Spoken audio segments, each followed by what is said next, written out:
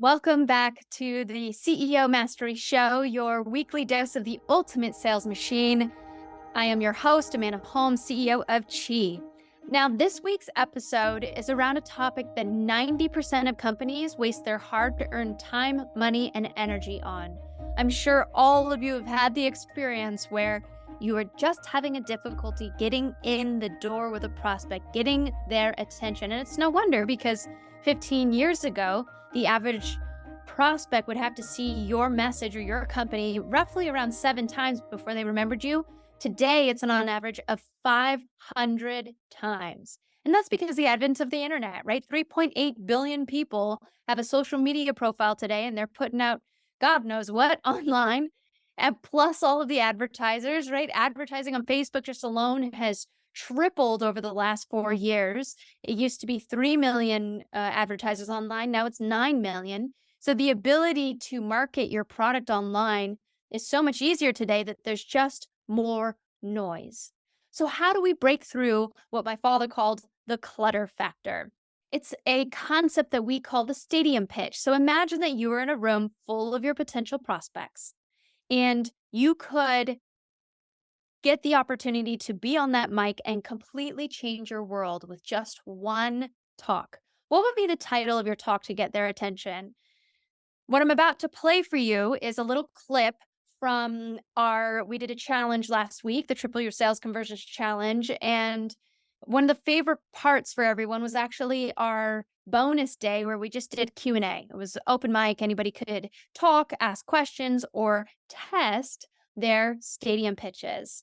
So a gentleman, his name is Jeremy. He's the head of marketing at Ace Electric, which their URL is aceelectricmotor.com.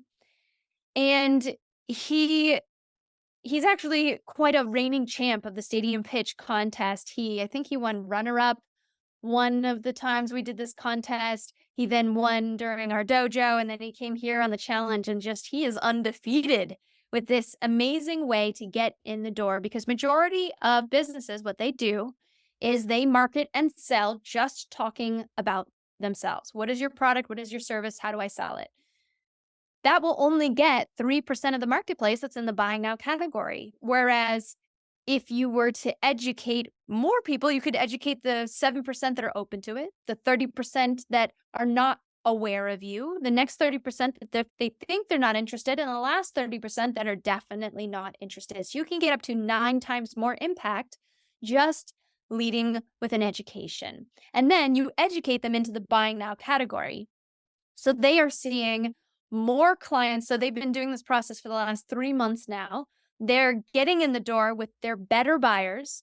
They're getting more doors opened by those better buyers, and they're closing bigger deals because of this. And just in the last 30 days using their stadium pitch, they've been able to get 1.4 million into their pipeline, which is absolutely magnificent. And they were just telling us that it'll probably triple in the next 6 to 9 months because they're just deploying out this campaign. It also, for all of you that deploy campaigns, how often are you pig-headed, disciplined, and determined to make sure that you see that campaign through? If it doesn't work for the first month, do you give up on it, or do you continue out for the next month and the next month and the next month?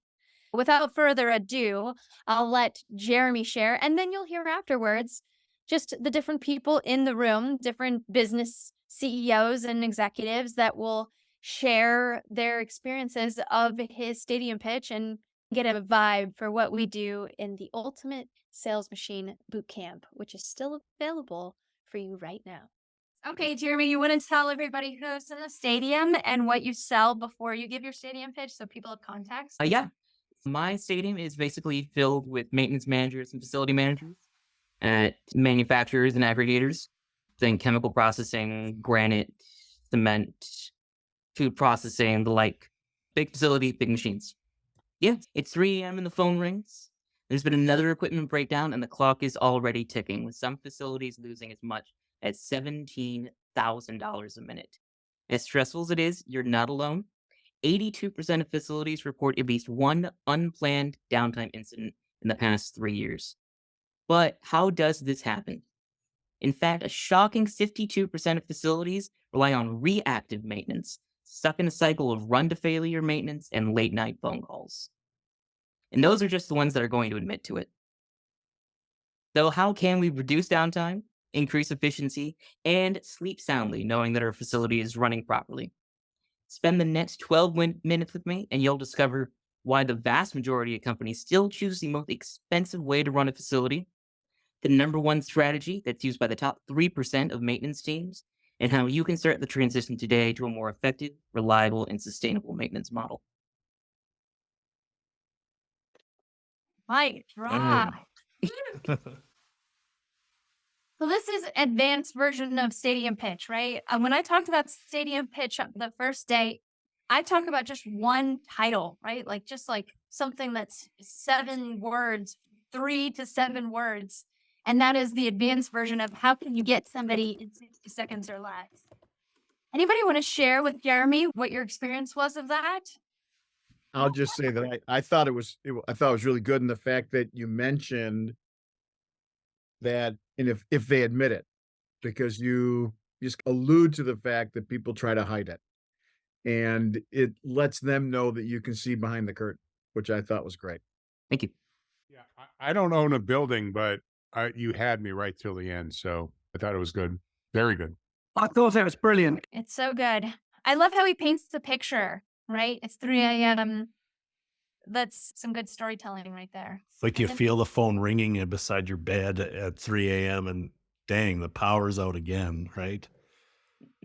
So what was masterful about what he did there was also he's building context, he's hitting the pain, he's validating the pain with data, and he's not giving you too much data to where you're just like, okay, this person is just spouting data. He's relating it back to the prospect in a way where they're following along with him, right?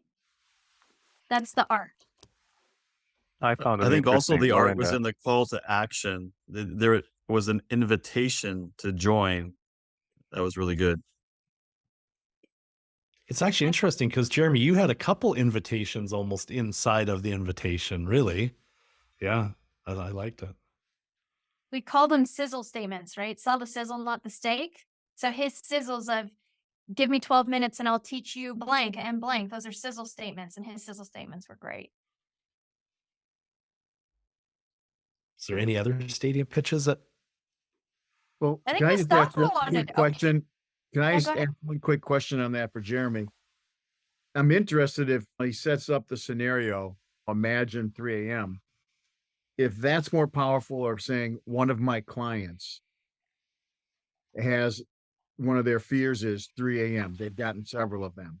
Another one of my clients saying it that way versus imagine. I'm wondering if you have any sense of which one is more powerful, which way to state it. Imagine puts the that is a person good listening question. right into it as opposed to hearing about somebody. Imagine puts you right into it. Yeah, and that was the line of thought there of the whole point of painting that picture is for them to insert themselves into that picture. Because as soon as it's sometimes I feel like when you say one of my clients got a call at 3 a.m., it almost removes themselves from that particular point of like, no, I want you to imagine feeling this pain of waking up next to your wife at 3 a.m. This is the third time this has happened this month. She's about to kick you out and put you on the couch. Right. See, this is so good. We want to hear the feedback from everybody. The more you share, the more you learn. Because it's one thing to just read a book. It's another thing to take that book and try to implement it. And then it's another thing to teach and train others, right? So the feedback that you give amongst each other, you learn more giving feedback to somebody else than sometimes you get because you're on, the lights are on you, cameras on you, and everybody's watching you. So sometimes you feel too stressed to even hear everything. So it's I like the back and forth, the question that was brought up. We don't do what Jeremy does, but this made me want to test out the conversation between imagine versus saying one of our clients there. I'll be able to report that back quickly, which one works for us. right. And what a brilliant foundation for your all, because now Jeremy's staff, everybody's saying the same thing, whether it's his internal or external salespeople, but his customers start to say the same thing because it's the same common language. It's the core of their whole story, and that's what keeps going. I wonder, would you start by stirring up the pain first or Mhm. advertising the pleasure? Which one would you guys? Pain first. Pain Pain first. first. Just first. I see. Because it would be really sad if you told somebody the other way. If you think about it, you'd give them the pleasure, but then you'd destroy their with the opposite. It doesn't make them move forward then. And when there is more push needed, my assumption is that you would lean on to steering up the pain a little bit more to make them go over, right? Yeah. Pain is what evokes the attention first. Pleasure is second. Almost everything you did in the past 7 days, whether it be buying food or a car, you did it based on pain more so than pleasure, because you didn't want to break down or look like you weren't achieving. So you bought a car, and you didn't want to starve because you wanted food. And so it's really the first reaction that comes to mind. I see. You always sell pain. It's 3 to 5 times more powerful than Mhm. pleasure. Because it's an evolutionary. We used to run away from tigers and lions and bears. And so 3 to 5 times more powerful, and it always gets the first bite at the apple. And so you always start with pain, and then we establish ourselves as the expert by here's the solution, here's the pleasure that you could feel. Where are you using your stadium pitch? Just curious. Are you using it anywhere? I was looking at numbers from our last 2 days and looking like the average like lifetime value of a customer on that end. You're really crunching those numbers. One, just for like my own perspective, but also to have that communication with the sales reps. I'm like, look, Yeah. if you're being paid a commission on the profit for one of these Stream 100 customers, like on average, these customers are worth $45,000 in net profit. It's sad when you have That's to not an incentive teach. to make a call. Yeah, it's sad when you have to. Jeremy and I talked about this a little while ago. It's sad when you have to remind people that if you sell more, you make more money. It's a weird thing you have to remind them. Yeah, the joke I often make is sometimes I feel like I have to follow people around with a bamboo stick to hit them in the shins. Are they not used to cold phone? I think that a lot of my sales reps right now they're more in a position where they're more comfortable nurturing customers Mhm. and spending like a lot of time trying to get one particular customer, which can make sense if it's like a $30 million account, but we don't do $30 million accounts at the moment. Like our highest account that I have here is 3 million in like lifetime volumes. Like, so we need to spread those efforts out a little bit more, which was a big thing why we got a delivery driver for pickup and drop off of equipment. Because our reps were spending so much time because like they wanted to nurture customers. Like, oh, I go and I pick stuff up, I get more work. And it's like, we'll still get that work if I just like we hire someone to go pick that up, and he should go talk to other people to like make the sale. Wow. Fascinating. I think we do have a pretty big new in at the moment with a big manufacturer for like testing equipment. So for like our local area, we're the exclusive buyer and service partner for that equipment. Also Yeah. gives us an opportunity to sell that equipment as well as teach them how to use the equipment. We were looking at a piece of equipment where, when we sell a certain tester, it's $9,000 in commission without cost to us on top of work that we already do. And really tweaking our current core story communication. We are here to help when things break down. We are also here to help teach your team how to keep things running. So we're here from when you need us to the point where you don't need us. And it almost feels very similar to how Hinge markets themselves. And we are designed for you to never call me again. Yeah. Great. I love that you're educating them on that now, because it was only if it's broken, then you get the call, but now you're preempting that before it even happens. Yeah, it's like preempting the preempt, because like we focus on like fixing stuff when things break down, but we also do focus on the preventative maintenance that we can do to help things not break down. And now it's like a step beyond that. Like I will sell you the premium equipment and teach you how to use that equipment so you Yeah. can keep things from breaking down yourself. And then, God forbid, it still breaks down. I'm still here at 3 a.m. Ah, I love it. I love it. Was that big contract that you shared yesterday, did that come from figuring out a Dream 100 and focusing on them? Some of them had come from previous Dream 100 campaigns. But yeah, like that $3 million account, they were in our Dream 100 and we were marketing to them. And the final push that we had was we had our operations manager also know someone in that particular facility. And they were like that last push for us to get in. Awesome. I love it. Yeah. I had that same ROI conversation with Modern Postcards last week. Okay. I went out to a seminar with them. They were talking about the ROI on direct mail campaigns. And we're like, yeah, like our last direct mail campaign, last time we did a 100 like 3-4 years ago, it was about 100 customers, about 10% converted.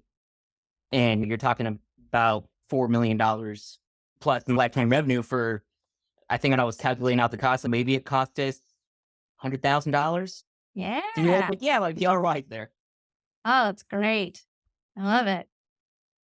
How about that mic drop? If you like what you heard and you're thinking, wow, I could really use a stadium pitch like what Jeremy does for manufacturing companies. By the way, if you are a manufacturing company and you would like to see that education, which Jeremy does have and the team at Ace Electric does, you can go to electricmotor.com. aceelectricmotor.com. So if that stadium pitch really resonated with you and you said, wow, I could really use that assistance. If you feel like you're lonely at the top or you need some support and you'd like to be a part of the community of people that are working to be more strategic, that are willing to be vulnerable and share and work at getting better while also giving that feedback to others so that you can truly master the concepts that you have potentially heard from the Ultimate Sales Machine. We had one gentleman, his name was Ricky. He was on the call and he looked really sad. And I asked him how he was doing. And he said, I'm just upset that I learned these 20 years ago and I still haven't implemented the way that I should have. I'd really like to master this time around. Best time to start is now. So he signed up for the Ultimate Sales Machine Bootcamp, and I want to make that available for all of you. It's a limited time because we start in September. So make sure that you find out how you could potentially double your sales by joining in on this group program. It's 8 weeks long where I walk you through step by step how to build your stadium pitch, how to build your core story, how to get triple the amount of clients sold, how to triple your sales conversions rate, how to 9x your potential leads without doing different steps. Everything that you're already doing, how do we make it generate you 9 times more without spending an additional dime on advertising or whatever you're spending to outbound to get new clients? This will completely elevate your ability to get new clients. And then I'm taking what was our core story bootcamp and I'm bringing it together with the Dream 100 bootcamp. So the Dream 100 is the fastest, least expensive way to double sales. It's the one strategy that has doubled the sales of more companies than anything else. And while it is brilliant, and when people execute it correctly, they see massive improvements, there's also a lot of people that make mistakes on it and they can't quite figure out how to get the results that they'd like. So we cover a lot of those mistakes and help guide you so that you don't fall into the pitfalls. So that's why we've done the Core Story Bootcamp with the Dream 100. So you build out your core story and then we help you launch your Dream 100 campaign. And we'll also be using AI throughout the process. So all of that is at an unbelievable price. You just have to go to USM, like Ultimate Sales Machine, USM.chet, CHET, Holmes, HOLMES.com/bootcamp. It's a long URL. Let me do it one more time. USM, so that's Ultimate Sales Machine, USM.chetholmes, CHETHOLMES.com/bootcamp. I look forward to seeing you there. We're getting 10x the results of those that are going through the cohort compared to what you'd get from an online course. It is radically changing organizations' lives, and I'm extremely proud of everyone that's going through it. I'd love to see you be a part of it too. And if this episode sounded like, wow, yeah, I'd love to be in that room too and testing my stadium pitch, you can join. Look forward to seeing you in. Go ahead and get your ticket now.